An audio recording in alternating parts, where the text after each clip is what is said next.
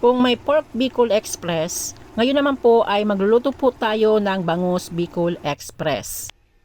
Meron po ako ditong isang bangus na sa kalahating kilo po ito. Ito po ay pinalinisan ko na po sa market.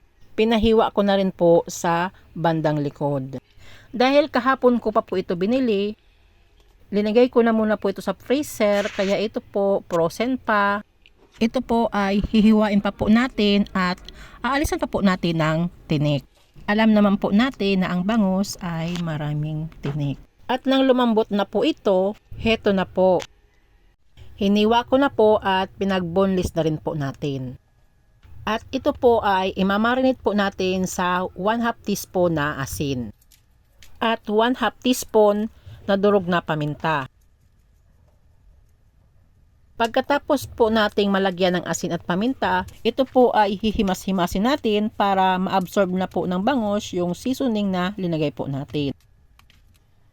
Ito po ay imamarinate muna po natin ng mga 5 to 10 minutes.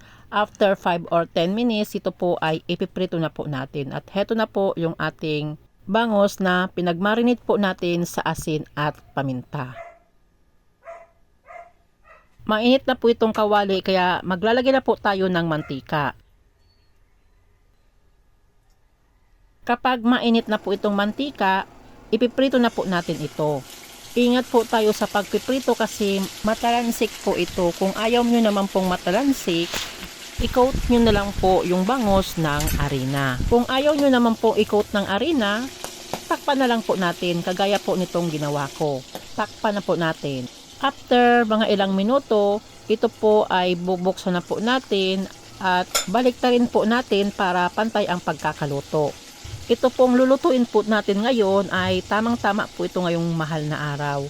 Lalo na po yung mga nag-aayuno po dyan, bawal ang pork, takpan po ulit natin para hindi po tayo matalansikan. After 5 minutes, hahanguin na po natin dahil ito po ay luto na.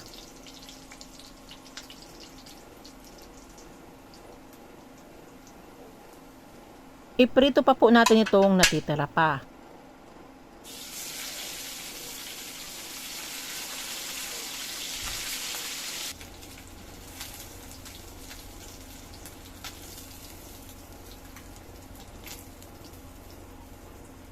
Tapos na po tayo magprito at heto na po yung ating napritong bangus.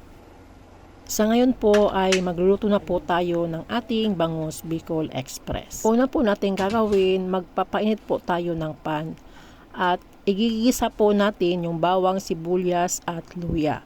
Ang gagamitin ko na lang pong mantika ay yung pinagprituhan ko. Sayang naman po ito. At igigisa na po natin itong bawang. Yung apoy po pala natin dito ay nasa medium heat only. Isusunod po natin itong sibuyas. Pagkatapos po nating mailagay po itong sibuyas, haluin muna po natin para hindi po masunog. Ilagay na rin po natin itong luya. Haluin po ulit natin ito. Pagkatapos po nating magisa po itong bawang, sibuyas at luya, isusunod na po nating ilagay ito pong pinagprito po nating bangus. Pagkatapos po nating mailagay po itong pritong bangus, isusunod na po nating ilagay ito pong gata. Nasa 1 in 1/2 cup pong gata ang linagay natin. Sunod na pong ilaag ini pong balaw or ilagay na po natin itong bagoong. Pagkatapos po nating mailagay po itong bagoong, haluin lang po natin ng dahan-dahan para hindi naman po madurog yung pritong bangus. Pagkatapos po nating mahalo ng konti, isusunod na po nating ilagay ito pong siling haba. Haluin pa rin po natin ito ng dahan-dahan hanggang sa magpumbay na po itong siling haba dito po sa ating linuluto. Maglalagay rin po ako ng 1/2 teaspoon na asukal, pang balance lang po sa lasa. Haluin po ulit natin ng dahan-dahan para magkumbay na po yung sugar na linagay po natin. At heto na po yung ating Bangus Bicol Express na linuluto. Ang bango.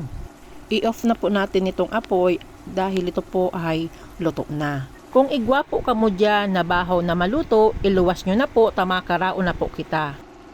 At sa mga hindi pa po nakapag-subscribe sa aking channel, pa-subscribe naman po, pa-like na din po at pa-click na din po ng notification bell para parati po kayong updated sa mga bagong video ko pong i-upload. Salamat po. Isalin na muna po natin dito sa mangkok. At nagmamantika na po. Ayan po. Thank you for watching. Don't forget to like, share, and subscribe. Tinderang Kusinera. Bye-bye. God bless us all.